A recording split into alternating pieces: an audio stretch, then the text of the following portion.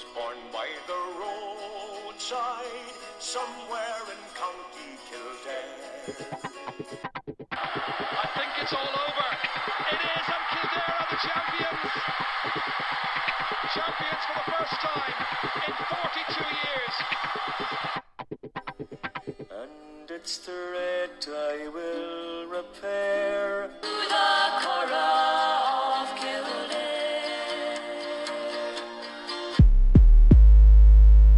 Kildare Speaks with Fia Rua. Hello and welcome to Kildare Speaks with me, Fia Rua, or Owen Burke. Kildare Speaks is a podcast which profiles individuals and groups in the county of Kildare. This is episode 2, and before we go into episode 2, I want to remind people to follow me, and wherever you can, follow the page on the Facebook page. We have a new Facebook page. It's facebook.com/Kildare Speaks podcast. You can follow us on Spotify and iTunes and all the other usual platforms, Spreaker and all the rest of it. I would also like to thank Kildare County Council, who have given us further funding so we can continue to do this podcast in the county of Kildare and continue to go around on my bike and interview like I did today. So today I went on my bike and I cycled from Cara over across to Sallins along the canal to meet Laughlin from the bargetrips.ie company. That's the company that brings people on trips on the barge from Sallins up along the canal. So that's just, I'm going to go to that interview now in a second, but just another reminder to follow me, follow the page, and again, thanks to Kildare County Council for funding the rest of the series of podcasts. So the plan is, guys, to do more interviews, maybe release one podcast per week, up to 10 podcasts in the next few months. So there's going to be a lot of work. So it'd be definitely worth your while if you're interested in activity around Kildare and culture, and individuals of interest in the county of Kildare. Then follow the page, and we'll have some great interviews coming up over the next few weeks. So let's get to our next guest. This is episode 2, and in episode 2 I profiled Laughlin. So as I said, I cycled up to Ger's boat today, and we did the interview on the boat, which was really cool. So I'll let Ger do the rest of the talking. Thanks very much. So I find myself in Sallins, County Kildare, on the boat of Ger Laughlin, who's been running boat trips from Sallins for the last few years. Ger, how are you keeping today? Yeah, not too bad. Yeah, it's a grand day. So the weather's coming back. Good stuff. So Ger, I want to find out all about the canal and how you've ended up here in the boat, introducing people to the Grand Canal. It is the Grand Canal, isn't it? I get mixed up between the Royal and the Grand. Yeah. So how did it all start, Ger? Oh, it probably goes back 25 years at this stage, where I went and I lived on a friend's uncle's barge in Shannon Harbour in Laughlin for a summer. Right. And at the time we were only kind of young lads. Great crack in Shannon Harbour. We used to go busking around the local pubs in the evenings. So you didn't grow up on a boat, or wasn't any kind of a sailor life or anything? No. I grew up in Naas, landlover. Yeah, kind of, can't remember the first time I saw the sea, but definitely wasn't as a small child. No, it started in Shannon Harbour, and then I suppose about 5 years after that, my partner Carolina, a German woman, and we were thinking about buying a house or a flat. We were living in Dublin at the time, and a lot of our friends were at that kind of mid to late 20s, and they were all getting on the property ladder. And it was one evening I said to her, "Why don't we buy a barge?" And she said, "Could we?" And I said, "I don't know." And 6 months later we bought one. And what year was that? That would have been 2001. Okay. So I suppose the listeners should know as well that I grew up where we're sitting here. We're sitting in a boat here at the moment, and I suppose there'll be photographs attached to this podcast so you'll be able to see where we are. But I grew up in the mill house, which is just across the other side of the bridge, which is part of Odlum's Mill. And back when I was growing up in the early 80s, I would have been here, and the movement of boats would have been completely died out at that point. The last of the Guinness barges would have been died, and there was no pleasure boats really until the last 20 years, was there? Not really. The canal, the last commercial boat to pass through Sallins was July 1960. Right. And that was a 50-ton load of Guinness on the way to Limerick. There you go. And then after 1960, it went into a period of dereliction. Wasn't there even a proposal by one government to fill it in. Oh, that went on for quite a few years. You know, that was in the late 60s where the plan was announced. This is going to be the new road from Dublin to Galway. Okay, right. Yeah. You know, I mean, the state owned the land.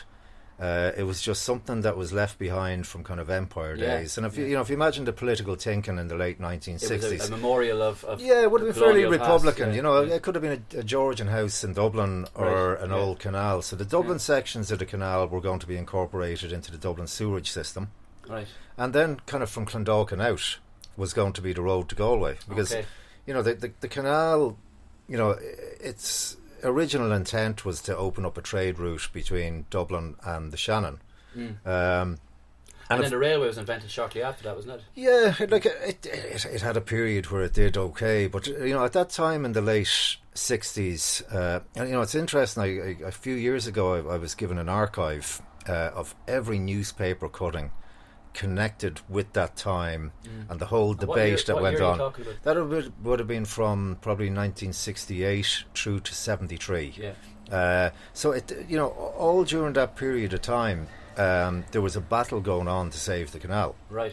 And it was really, you know, the Inland Waterways Association, you know, they'd been around from the 50s, and I always imagined them, you know, less activist and more like a gentleman's boat owners club, and you know, in those early days. But they fought. They became animated and they campaigned, and that's what saved the canal. Okay, and was there also maybe movements within the working class Catholic population, for want of, well, it was a case of like in the old colonial times, like the Catholics Protestant thing, in the old people in places like Robertstown and Lullymore and places like that, who would have probably campaigned to save it as well for the traditional purposes. I mean, there would have definitely been kind of, you know, local activism kind of there as well, because, you know, it was very much part of the kind of the heart of a lot of small towns and villages.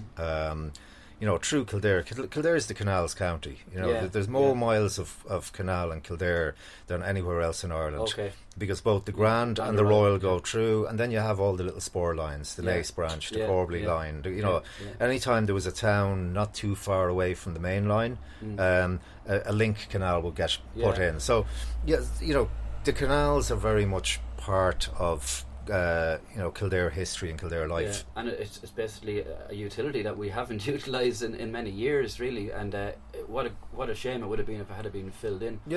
I remember in the 80s the fishermen used to come over from England to fish along the canal, you know, and that was pretty much the only activity I would have seen in the canal, apart from the odd boat going up and down. But I was cycling from Deepy Bridge, which is the border check between Cara and Naas, and I cycled from Deepy Bridge today up here to the bridge in Sallins, and I've never seen so many boats along the canal. So, are you concerned about the amount of boats, or do you think it's a good thing? No, I think it's great. You know, it's a big canal. Boats add life, they add colour. They kind of make it a living canal rather than some industrial artefact from times gone by. So, you know, in recent years there has been a huge increase in the number of boats on the canal. I mean, you saw as you arrived today, there was a crane over the other side there. That was an English narrowboat that came over on the back of a truck on a ferry, which is pretty much how they all arrive.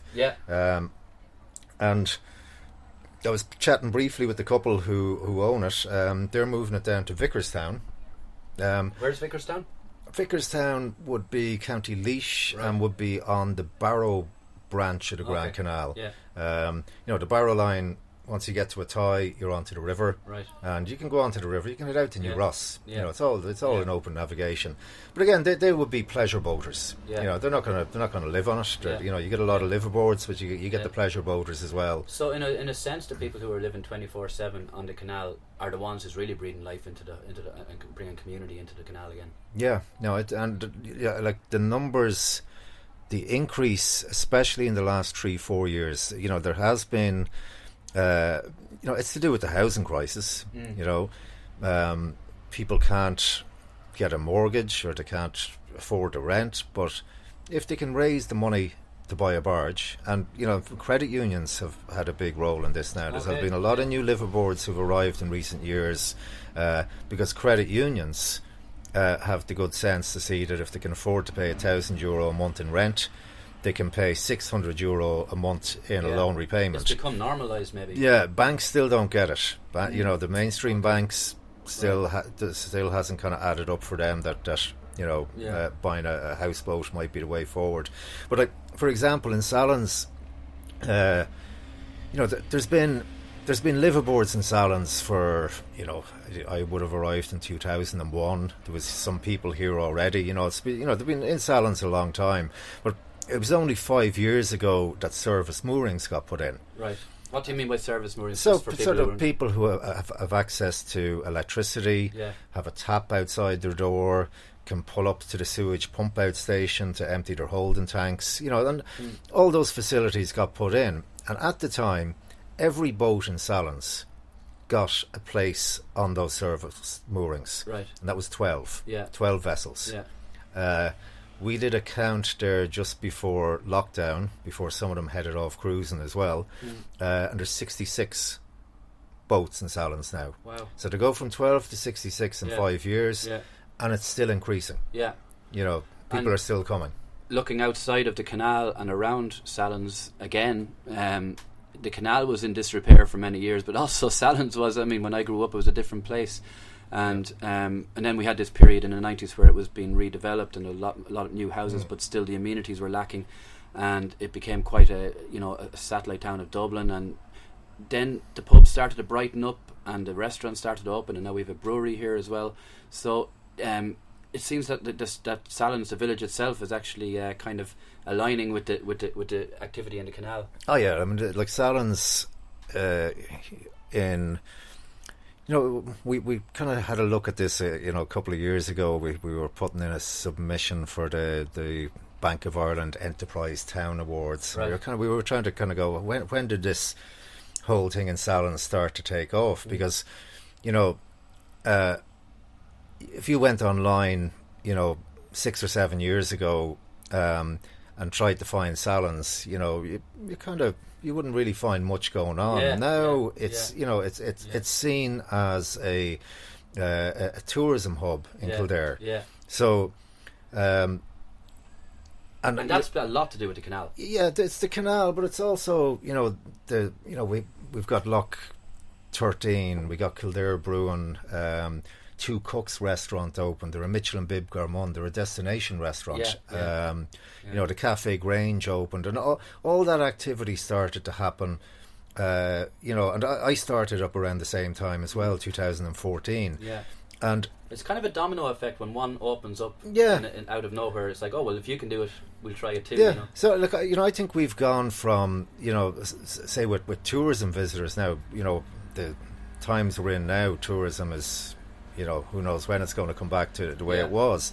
But, you know, 6 or 7 years ago, I would have been living on a barge in Salons. You'd see the people around, you know, you'd see, you know, and you'd probably count the tourism visitors who'd be wandering down the towpath or cycling in the hundreds every summer. You know, last year we probably had about 12,000 tourism visitors into the village. And is there buses, or is it just individual people coming down, do you think? It's okay. We have the train station 28 minutes into Dublin. That brings a small number. Like, I would get passengers coming from Dublin who would get the train to come out, do their trip on the canal, have a bite to eat, get back on the train, and they're back into the city. But also, you know, when you look at the hotels in the area, you know, they will all kind of see Salons as somewhere for their guests to go. A destination, you know.